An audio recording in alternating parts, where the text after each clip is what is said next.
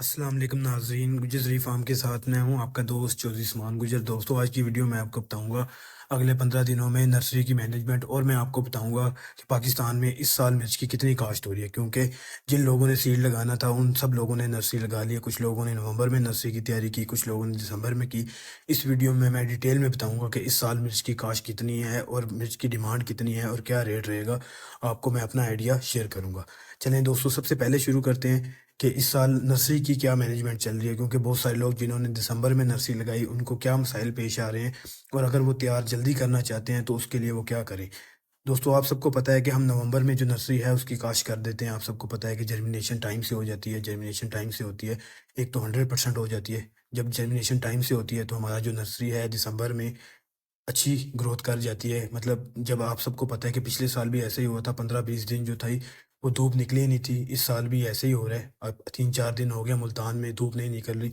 बहुत सारे लोग जिनकी नर्सरी अभी छोटी है वो सोच रहे हैं कि शॉपर दे के या उसके ऊपर कोई अमाइनो एसिड का या कोई भी जो स्प्रे करके हम नर्सरी की ग्रोथ कर सकते हैं। क्या वो कर सकते हैं? क्या उनको करनी चाहिए? और अगर करनी चाहिए तो किस स्टेज पे करनी चाहिए? क्योंकि बहुत सारे लोग जिनकी जर्मिनेशन अब हो रही है वो मेरे से क्वेश्चन कर रहे हैं कि यार हम इसके ऊपर अमाइनो एसिड का स्प्रे कर दें। दोस्तों, ऐसा बिल्कुल ना कीजिएगा। अमाइनो एसिड का स्प्रे या कोई भी अटाना का स्प्रे आप तब कर सकते हैं जब आपकी नर्सरी 4 से 6 पत्तों पे हो। अगर आपकी नर्सरी 2 पत्तों पे है या अभी जर्मिनेशन हुई है, उसके ऊपर आप अमाइनो एसिड का स्प्रे करेंगे, वो आपकी सारी नर्सरी मर जाएगी। तो ऐसा बिल्कुल नहीं करना। इसीलिए आप सब लोगों को मैं हमेशा शुरू से कहता हूँ कि मिर्च की मैनेजमेंट के लिए, अच्छी नर्सरी की तैयारी के लिए आपको नवंबर में नर्सरी काश्त करनी पड़ती है।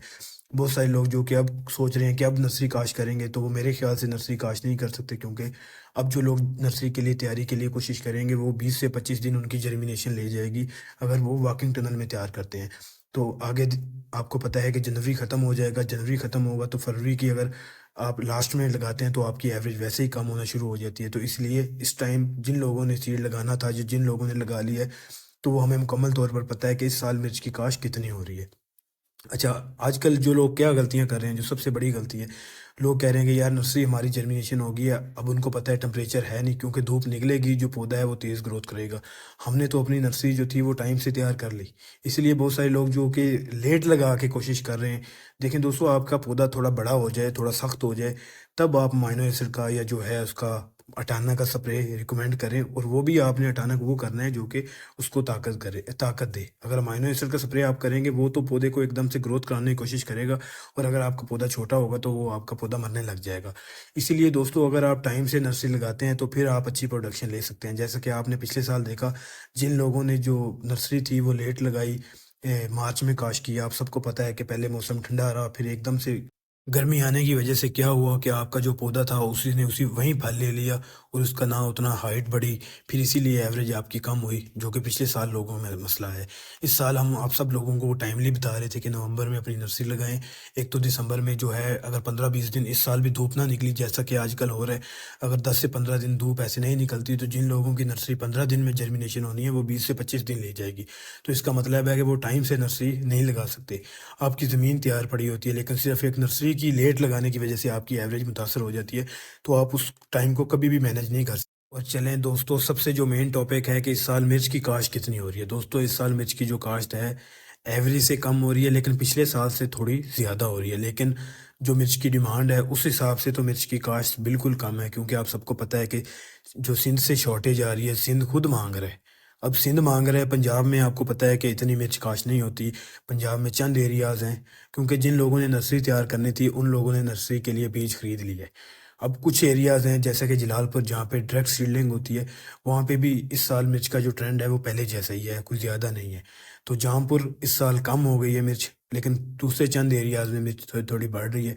आप ऐसा कह लें कि एक एवरेज मिर्च लग रही है। लेकिन इस साल जब आप रेट की बात करेंगे तो आपको पता है कि सिंध में इस साल रेट 20,000 से ज़्यादा है, बल्कि 25,000 से भी ज़्यादा है अच्छी A1 मिर्च का।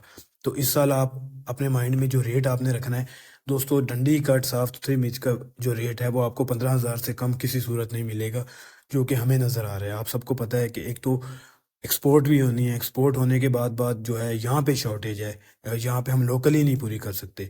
तो इसके अलावा दोस्तों आप सबके साथ जुड़े होते हैं, आप सबको बताते रहते हैं कि मिर्चों की जो फसल है वो आने वाले सालों में एक बहुत अहमियत इख्तियार कर जाएगी, और इंशाल्लाह नई से नई मालूमात भी आपको देते रहते हैं। चंद दिनों में मैं आपको चाइनीज़ की जो वैरायटीज़ हैं उनके बारे में भी बताऊँगा, और चाइना में जाके आपको उनकी फार्मिंग के बारे में बताऊँगा।